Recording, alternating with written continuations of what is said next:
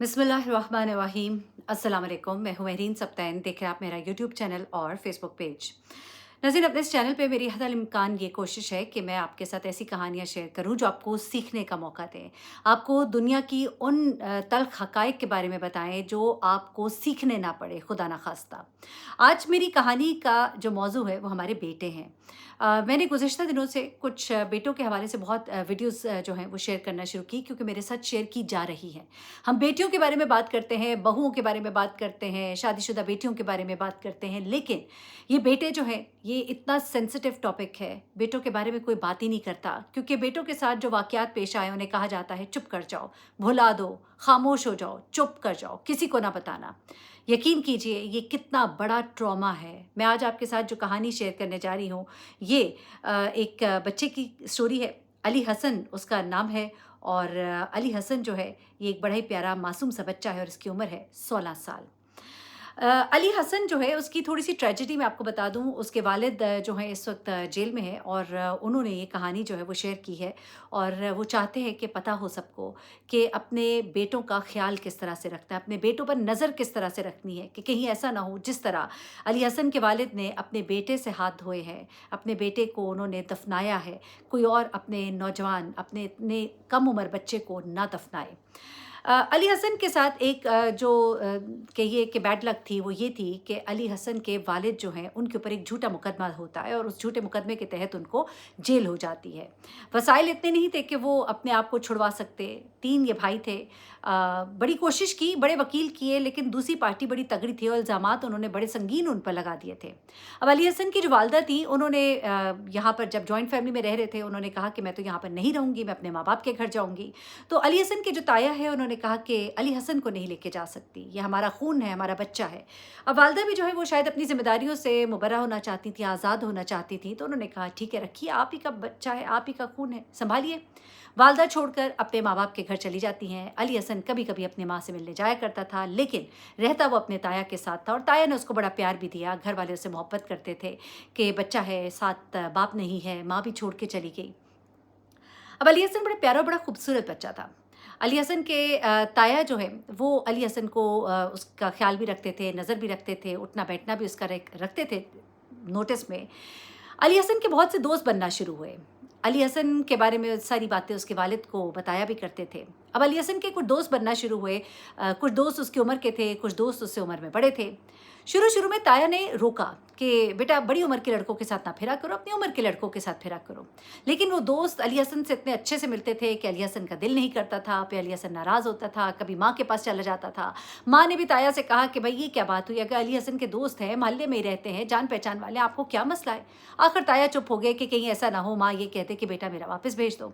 अब अली हसन जो है, उसने अपने दोस्तों के साथ मिलना-जुलना जाता था, खेलने भी जाता था। अब उसी गली में उसके जो 2 दोस्त बने, उनमें से एक जो लड़का है, वो दोनों भाई थे बेसिकली। बड़ा लड़का जो है, उसकी उम्र तकरीबन 24 साल थी, और जो छोटा भाई था वो 18 साल का था। अब ये 2 भाई जो है इसके दोस्त थे। अब इन दोनों दोस्तों के साथ जो है ये उठता था, बैठता था, खाता था, पीता था, सारे इसके मामलात जो हैं उनके साथ चलते थे।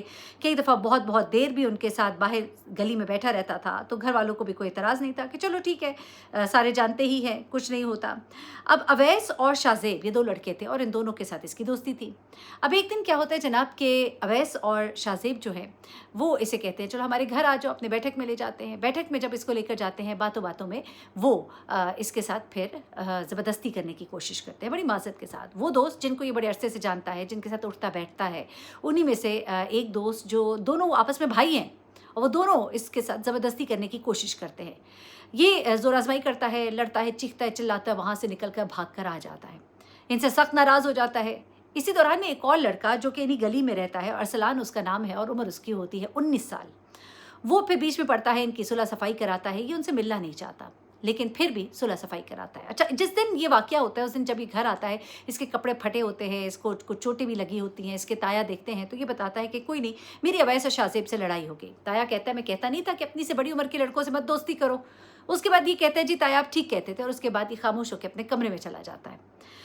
अरसलान जो है वो भी इसका दोस्त है, वो आता है, इसको फिर समझाता है और कहते हैं उनसे गलती हो गई और चलो माफ़ कर दो, बड़ी पुरानी दोस्ती है। काफ़ी अरसा तो वो बात नहीं करता, लेकिन आखिरकार एक दिन अवैस जो कि इसका दोस्त भी था, 18 साल का है, उम्र में छोटा भी था, वो इसके घर आता है, माफ़ी-तलाफ़ी करता है और इसको कहता है कि कल मेरे घर में तुमने रोज़ा इफ्तार करने आना है और अरसलान भी आएगा, मेरा भाई भी होगा, हम सब बैठेंगे, इफ्तारी करेंगे।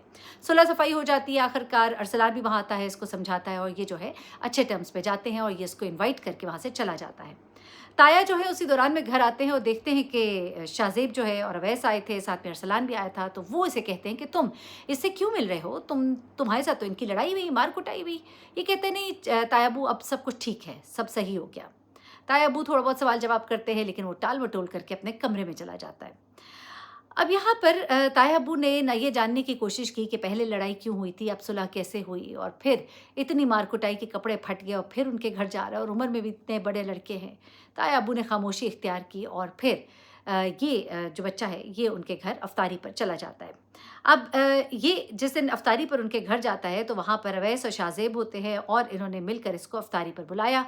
अफ्तारी के लिए उनके घर जाता है, घर में वो जिस तरह पुराने घर होते हैं आपको मालूम है, ये रावलपिंडी का इलाका है, वहाँ पे बैठक होती है। कमरे पीछे की तरफ होते हैं, आगे की तरफ बैठक जो कि गली में खुलती है, जो मर्द मेहमान आने होते हैं वो बैठक में बैठते हैं, ताकि घर के अंदर जाना ना पड़े और मर्दों की जोल जो है उसमें घर की ख़वातीन या घर के लोग जो है वो डिस्टर्ब ना हों। अब इसी तरह की एक बैठक एक कमरा था जो कि गली में खुलता था और इस गली में खुलने वाले इस कमरे में वो इसको ले जाते हैं, अफ्तारी का सामान सामने रखा होता है और एक बार फिर ये जब वहाँ बैठे होते हैं तो अफ्तारी से ऐन पहले बड़ी माज़त के साथ वो इस बच्चे के साथ ज़्यादती करने की कोशिश करते हैं।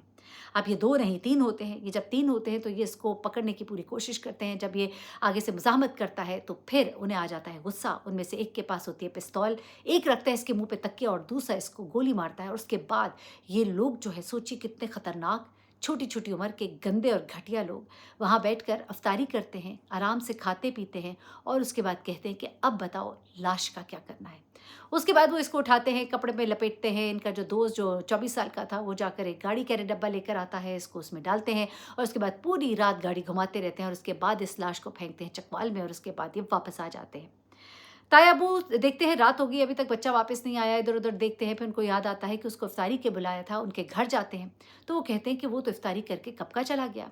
बड़े परेशान होते हैं, ढूँढते हैं, पुलिस में रिपोर्ट कराते हैं। इसी अस्थना में पुलिस को रिपोर्ट होता है कि चकवाल से एक लाश मिली है और लाश जो है उसकी शनाख्त के लिए तस्वीर भेजी जाती है। तस्वीर इनको दिखाते हैं, इनके पाँव तले ज़मीन निकल जाती है। पता लगता है ये तो अपना ही बच्चा है। वो चीखें मारते हैं, रोते हैं, किसने ये सब कुछ कर दिया हमारी औलाद के साथ, इसका क्या कसूर था अली हसन का। ताया बताते हैं कि ये आखिरी उनके घर गया था। पुलिस वहाँ जाती है, रेड करती है, उन्हें पकड़ती है। पहले तो मानने से इनकार करते हैं, लेकिन फिर बहुत से सबूत भी पुलिस के हाथ लगते हैं और उसके बाद वो आखिरकार मान जाते हैं। होता क्या है सब गिरफ्तार हो जाएँगे, लेकिन एक बाप जो है, जो बेचारा बेकसूर था, जो जेल में है, सलाखों के पीछे है और वो उसे जब इत्तला मिलती है अपने बेटे की, तो वो सर पकड़ कर बैठ जाता है। वो माँ चीखें मारती भी आती है जिसने कहा था ना कि मेरे बच्चे जो है जिसके साथ मर्ज़ी खेले, आपको क्या? अब वही माँ कहती है कि मेरे बेटे को अपनी उम्र से इतने बड़े लड़कों के साथ क्यों उठने बैठने दिया? तो ताया ने उसे कहा कि बीबी तुम ही तो कहती थी, हम तो मना करते थे, तुम ही कहती थी कि मेरे बेटे को तंग ना करो। हमने तो उसको मना भी किया था। यहाँ पर मैं एक बात कहना चाहूँगी, खुदा के लिए प्लीज़ अपने बच्चों को थोड़ा-सा आराम देने के लिए, उनके कम्फ़र्ट के लिए कि वो इस कंपनी को एन्जॉय करते हैं, उनके दोस्तों से नज़र मत हटाइए।